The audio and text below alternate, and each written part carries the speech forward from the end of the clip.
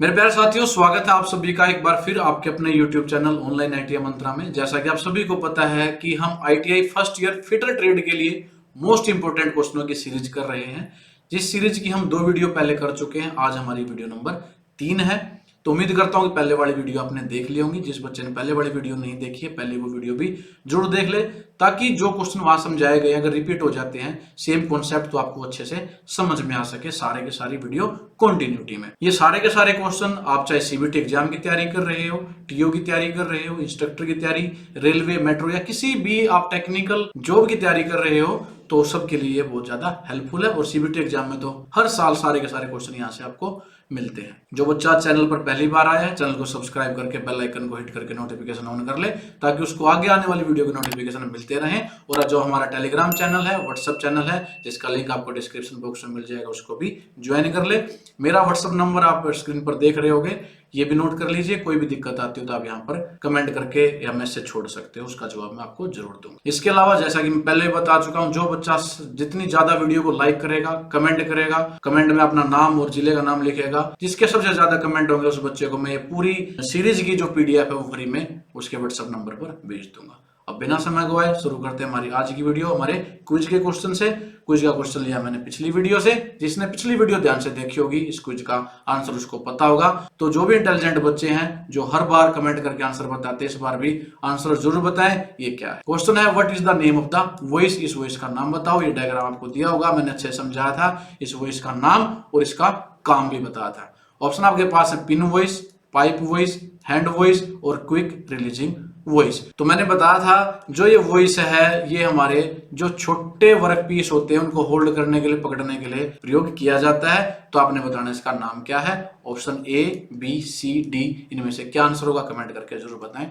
अब करते हैं हमारी आज की वीडियो। पहला question 31, name the property of the metal which can be drone into wire without rapture. उस धातु की संपत्ति यानी कि प्रॉपर्टी का नाम बताएं जिसे बिना टूटे तारों में खींचा जा सकता है। यानी वो कौन सी प्रॉपर्टी है जिसकी मदद से किसी भी मेटल के हम तार बना सकते हैं, तार खींचे जा सकते हैं। जैसे आपने देखे होंगे तांबे के तार बनते हैं, तो तांबे में कौन सी प्रॉपर्टी है जिसकी वजह से उसके तार खींचे जा सकते हैं? ऑप्शन आपके पास है डक्टिलिटी यानी तन्यता, टेनासिटी दृढ़ता, इलास्टिसिटी प्रत्याशता या मेलिएबिलिटी आघात वर्धनीयता।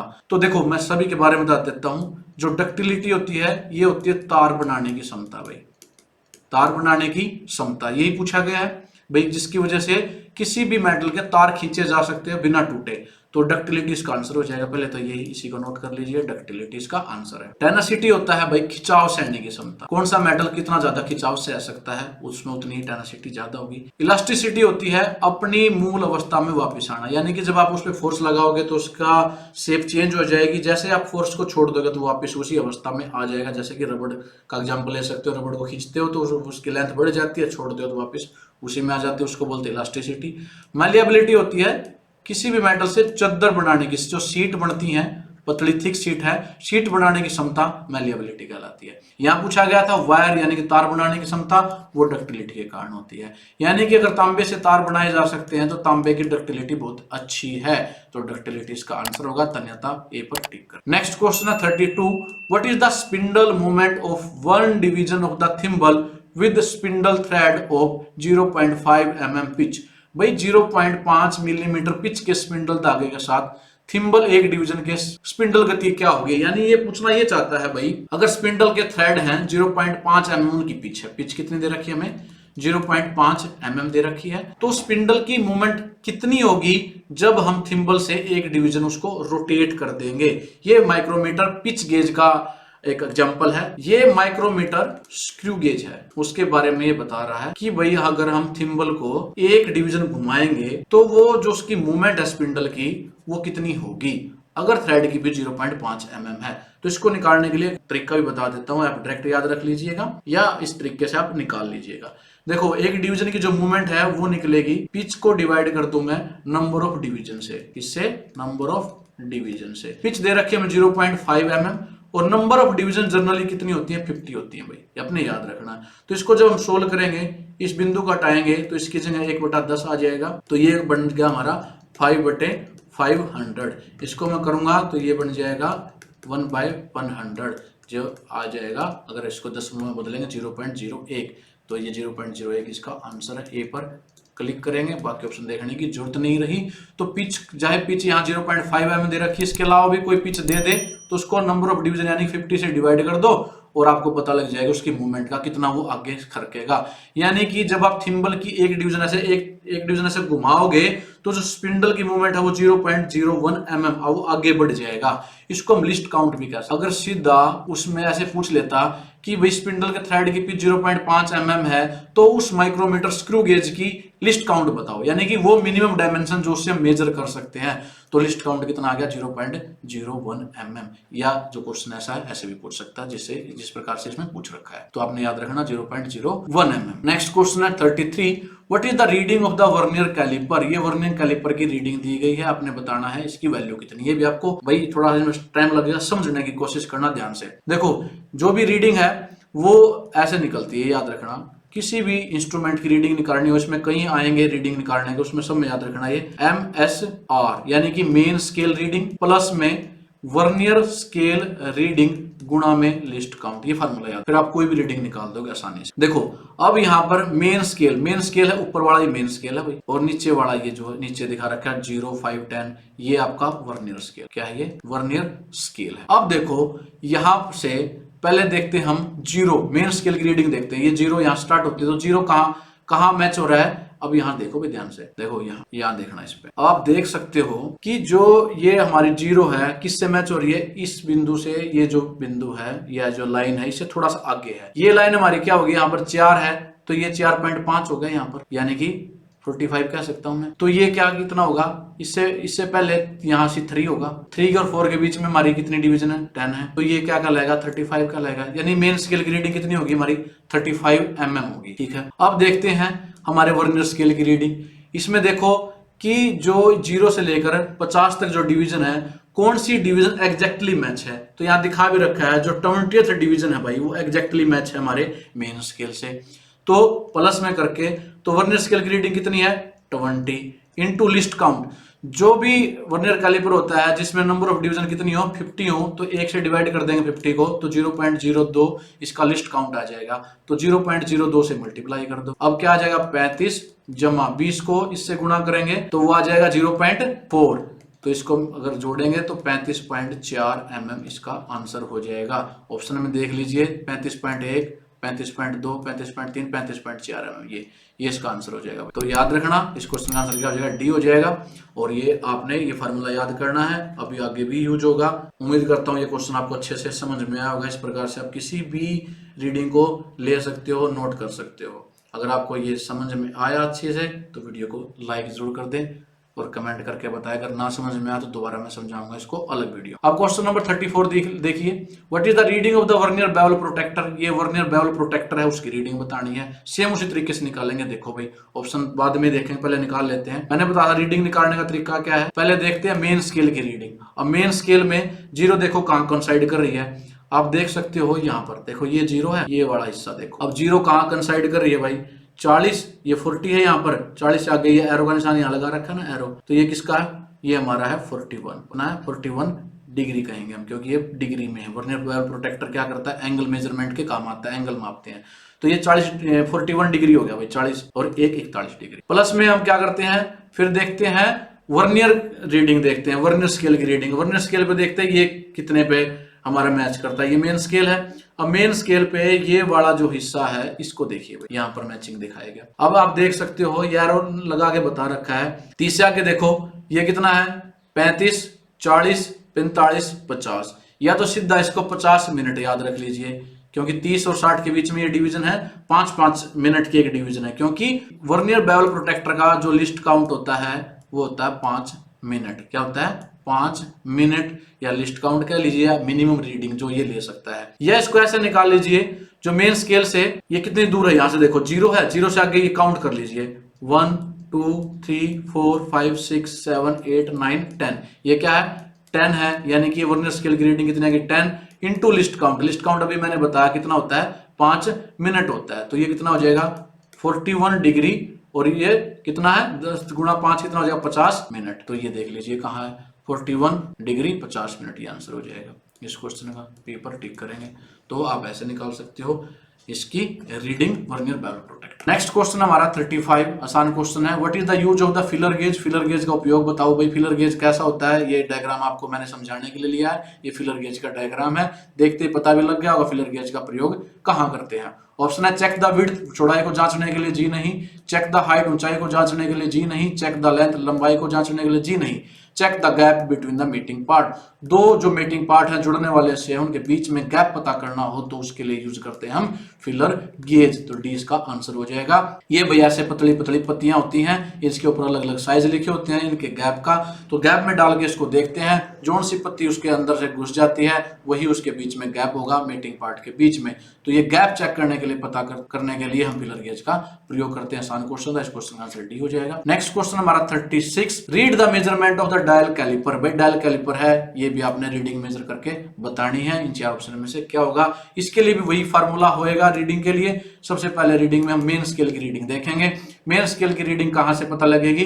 अब देखो यहां पर ये है हमारा मेन स्केल। मेन स्केल पे देखो दो से आगे ये हाफ वाला पार्ट है, यानी कि ये बन जाएगा हमारा 25, क्योंकि देखो ये 1 है यानी कि 10 mm, यहां से ये 15 mm भाई, ये फिर 20 mm। mm में अगर बात करेंगे तो, नहीं तो अगर 1.5 लगा लो फिर सेंटीमीटर में आ जाएगा। तो ये है मिलीमीटर में बात करेंगे 10, ये 15, ये 20, ये आ जाएगा यहाँ पर जो ये वाला हिस्सा है ये 25। तो मेन स्केल की रीडिंग कितनी होगी हमारी? 25। फिर क्या देखते हैं हम? जो वर्नियर स्केल है, यहाँ पर डायल है, वर्नियर की जगह क्या है? डायल कैलिपर है। तो डायल कैलिपर की रीडिंग देखेंगे भाई कौन सी डिवीजन है यहाँ पर मैच हो रही है। अब देखते हैं, ये मैच है, ये यहाँ पर हमारा 20 है, 20 से आगे देखो 21, 22, 23, 24, कितना है? 24। ये डायल की रीडिंग आ गई। मल्टीप्लाई किससे करते हैं? लिस्ट काउंट से। यहाँ पर ये लिखा हुआ लिस्ट काउंट में 0.05। अब इसको गुणा करोगे तो 25 प्लस 24 को इससे गुणा करोगे तो 1.25 पंजे 120 होता है, तो 1.2 mm आ जाएगा। अब इनको जोड़ दो, ये कितना बन जाएगा? 26.2 mm। ये आंसर हो जाएगा। ऑप्शन में देख लो कहां पर है 20, ये भी नहीं ये रहा 26.2 mm। इसका आंसर हो जाएगा, डी पर क्लिक कर देंगे, ये आंसर हो जाएगा। तो ये है रीडिंग निकालने का आसान सा फॉर्मूला। चाहे किसी भी तरह के इंस्ट्रूमेंट की रीडिंग निकालनी हो, पहले मेन स्केल की रीडिंग देख लो, उसमें प्लस कर दो जो वर्नियर स्केल है या डायल की रीडिंग, गुणा में उसका लिस्ट काउंट, जो भी उसका लिस्ट काउंट हो, फिर रीडिंग आ जाएगी। उम्मीद करता हूं कि सभी की रीडिंग लेनी आपने समझ ली होगी। अगर इसके बाद भी आपको नहीं समझ में आया हो तो कमेंट करके बता देना, मैं अलग से जो भी इंस्ट्रूमेंट का नाम आप बताओगे उसकी रीडिंग लेना, अलग अलग एग्जांपल से, कई तरह के एग्जांपल देके आपको समझा सकते। नेक्स्ट क्वेश्चन हमारा 37, what operation is carried out in the gang drilling machine? Gang drilling machine में कौन सी प्रक्रिया की जाती है इन चार में से? भाई गैंग ड्रिलिंग मशीन कैसी होती है समझाने के लिए मैंने डायग्राम लिया है, ये आपको क्वेश्चन में नहीं मिलेगा। इस तरह से गैंग ड्रिलिंग मशीन होती है। अब इसका काम क्या होता है या मेन फायदा क्या होता है वो देख लीजिए, ये ऑप्शन में देख लीजिए। आइडियल ऑपरेशन, अवहेलना संचालन, जी नहीं। Repeated operation of drilling, drilling का पुनरावृत्त संचालन, जी नहीं। कंटिन्यूअस मिलिंग ऑपरेशन, नहीं। Successive operation of drilling, yes, drilling का अनुक्रमिक संचालन होता है। तो इस क्वेश्चन का आंसर क्या हो जाएगा? डी हो जाएगा। ये ऑपरेशन इस पे किया जाता है। अब देखो समझो इस डायग्राम से, इसमें आप देख सकते हो अलग अलग तरह के, देखो कितनी 1 2 3 4 ड्रिलिंग मशीनें लगी हुई हैं लाइन में, तो इसको गैंग ड्रिलिंग मशीन बोलते हैं। तो यहाँ से वर्क पीस हम डालेंगे और उस पर अलग अलग तरह के ड्रिल, जहां पहले इस पे ड्रिल किया जाएगा, फिर यहाँ ड्रिल किया जाएगा, यहाँ ड्रिल किया जाएगा, फिर यहाँ, यानी कि सक्सेसिव ऑपरेशन होते हैं ड्रिलिंग के एक साथ ही एक ही सेट में। तो सक्सेसिव ऑपरेशन के लिए यूज की जाती है गैंग ड्रिलिंग मशीन। इस क्वेश्चन का आंसर क्या हो जाएगा? डी हो जाएगा। अब यहाँ देखो आइडल ऑपरेशन तो बिल्कुल ही अलग है, ये तो आंसर ही नहीं हो सकता। कॉन्टिन्यूस मिलिंग ऑपरेशन ही मिलिंग है, तो ये भी आंसर नहीं है। रिपीटेड और सक्सेसिव में क्या अंतर है? रिपीटेड इसलिए आंसर नहीं, रिपीटेड तो ऐसे होता भाई, एक ड्रिलिंग मशीन हो, पहले वर्क पीस लगाओगे, उस पर ड्रिल करोगे, वर्क पीस को हटा दोगे, फिर दूसरा ड्रिल करोगे, उसको बोलेंगे रिपीटेड। लेकिन ये कॉन्टिन्यूस अलग है। आपने अगर एक बार वर्क पीस यहाँ सेट कर लिया तो वो एक ही सेटअप में आगे बढ़ता रहेगा और अलग अलग जगह पे ड्रिल होते रहेंगे। तो एक ही सेटअप में सक्सेसिव, एक से ज्यादा ड्रिलिंग एक बार में ही हो जाएगी। तो डी इसका आंसर है। गैंग ड्रिलिंग मशीन का मेन फायदा कह सकते हैं, यही ऑपरेशन उस पर कैरी किया जाता है। उम्मीद है समझ में आया होगा। नेक्स्ट है 38, which is an integral part of the stock in the vernier bevel protractor? Vernier bevel protractor में स्टोक का एक अभिन्न अंग कौन सा है? देखो भाई, इंटीग्रल पार्ट का मतलब है कि वो स्टोक के साथ ही जुड़ा होता है, उससे अलग नहीं किया जा सकता। तो वर्नियर बेवल प्रोटेक्टर का स्टोक के साथ इंटीग्रल पार्ट कौन सा होता है? ऑप्शन आपके पास है डिस्क, डायल, ब्लेड या मेन स्केल। अब आपको ये क्वेश्चन भी समझाने के लिए मैंने डायग्राम लिया है, ये डायग्राम आपको नहीं मिलेगा क्वेश्चन में। अब ये है हमारा वर्नियर बेवल प्रोटेक्टर। सबसे पहले देखो यहाँ स्ट्रोक, ये स्ट्रोक भाई, ये वाला जो हिस्सा है ये पत्ती सी दिखाई, इसकी मोटाई होती है, इसी के साथ अटैच करके हम किसी भी वर्क पीस का एंगल निकालते हैं बेवल प्रोटेक्टर से। तो ये हमारा स्ट्रोक है। अब स्ट्रोक के साथ आप देख सकते हो क्या चीज जुड़ी हुई है, ये बड़ा हिस्सा जुड़ा हुआ भाई, ये क्या हमारी डिस्क, क्या है, डिस्क है। यहाँ पर ये डायल है, डायल वाला जो हिस्सा है इसके साथ ये जो एडजस्टेबल ब्लेड इसके साथ वो मूव करता है, जैसे ब्लेड घूमेगा, ब्लेड भी घूमने वाला पार्ट है और उसी के साथ डायल, तो डायल भी आंसर नहीं होगा, ब्लेड भी नहीं होगा क्योंकि घूमने वाले हैं। अब देखो डिस्क बची है और मेन स्केल बचा है भाई, थोड़ा सा कंफ्यूजिंग है। देखो डिस्क के ऊपर ही मेन स्केल बना हुआ है, मेन स्केल की खुदाई होती है, लिखा जाता है कलर से या रंग से, तो इसलिए ये आंसर नहीं है, बच गया हमारा डिस्क। तो डिस्क हमारा क्या है, उसके साथ इंटीग्रल पार्ट है किसका, स्ट्रोक के, तो इसका आंसर क्या हो जाएगा हमारा, ए हो जाएगा। ए पर टिक करेंगे। अगर डिस्क ना दिया हो फिर मेन स्केल पे हम जा सकते हैं, नहीं तो मेन स्केल भाई इसके ऊपर खुदा होता है, कलर से इस पे लिखा होता है, किसके ऊपर, डिस्क के ऊपर, तो डिस्क ही आंसर होगा जो कि इंटीग्रल पार्ट होता है किसका, स्ट्रोक। उम्मीद है याद समझ में आया होगा। नेक्स्ट है 39, name the part marked as X on the file. भाई अब मैंने पिछले वीडियो में भी एक फाइल का डायग्राम लेकर अलग अलग पार्ट समझाए थे, ये जो पार्ट है मैंने उसमें बताया था, ये वाला जो पार्ट है इसका नाम बताना, ये क्या होता है, ऑप्शन आपके पास है हिल, एज, फेरुले या शोल्डर। तो ये वाला जो पार्ट है ये हमारी एक मेटल रिंग है, क्या है, मेटल रिंग है, जो कि इस हैंडल को इसके साथ अच्छे से जोड़ के रखती है, इस हैंडल को खुलने नहीं देती, तो इसको बोलते हैं फेरुले। क्या बोलते हैं, फेरुले। तो इस क्वेश्चन का आंसर क्या हो जाएगा हमारा, सी हो जाएगा। सी पर टिक करेंगे, सी पे क्लिक। हिल, अब मैं पिछले वीडियो में बताया था ये वाला जो पार्ट होता है ये हिल होता है, एज जो है ये इधर वाला हिस्सा है और शोल्डर इस पार्ट को बोलते हैं, यहाँ वो जो पार्ट है इसको शोल्डर बोलते हैं। तो ये फेरुले है, ये हमारी मेटल की रिंग होती है, मेनली ब्रास की होती है या स्टील की होती है, जो इस हैंडल को जकड़ के रखती है। नेक्स्ट क्वेश्चन है 40,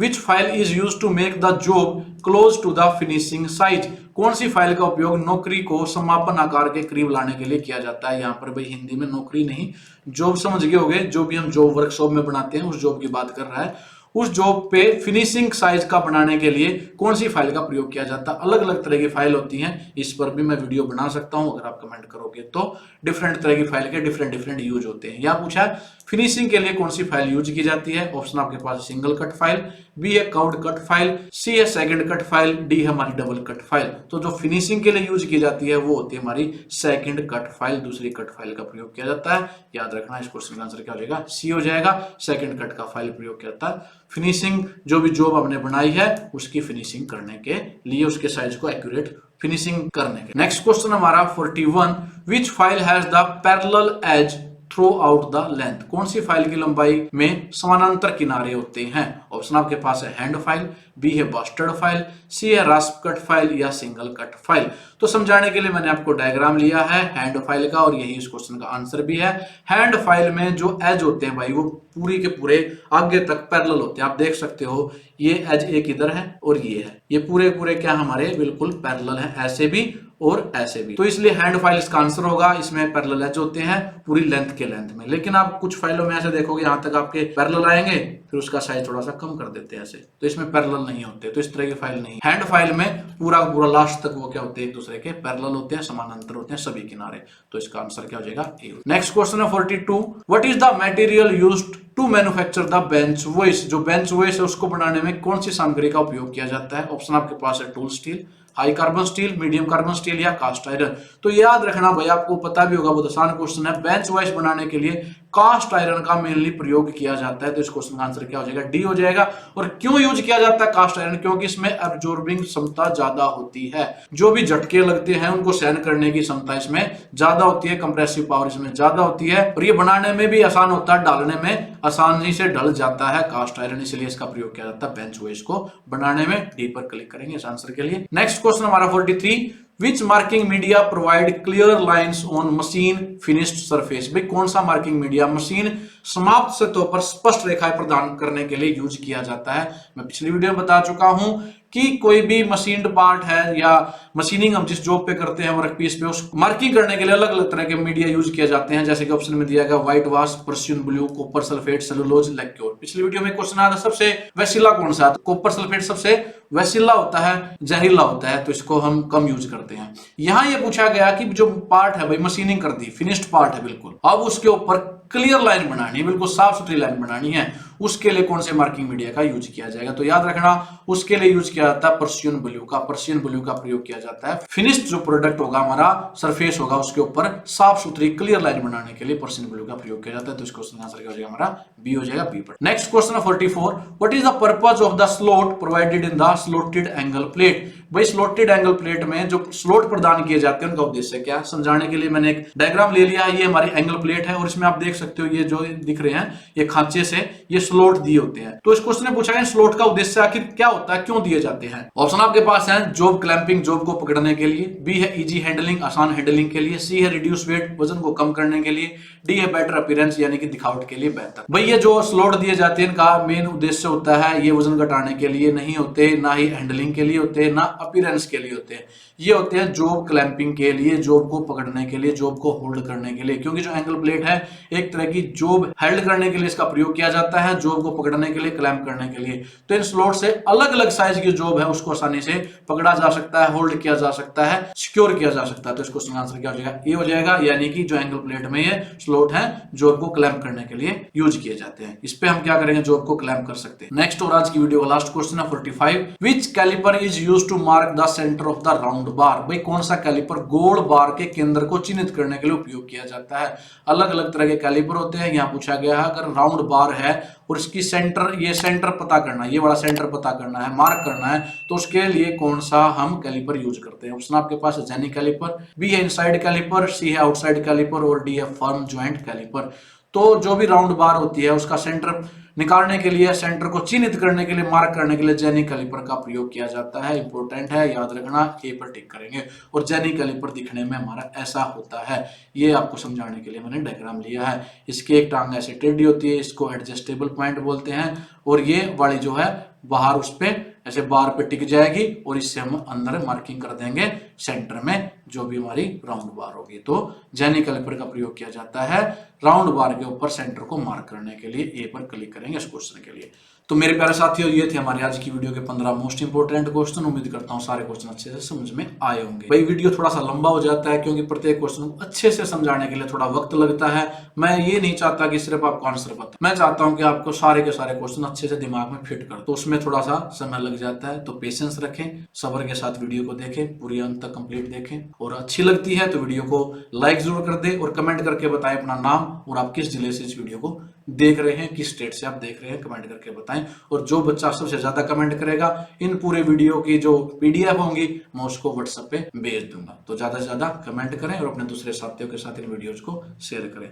तो धन्यवाद आप सभी का वीडियो देखने के लिए। जल्द ही मिलेंगे अपने नेक्स्ट वीडियो में, तब तक के लिए जय हिंद, जय भारत।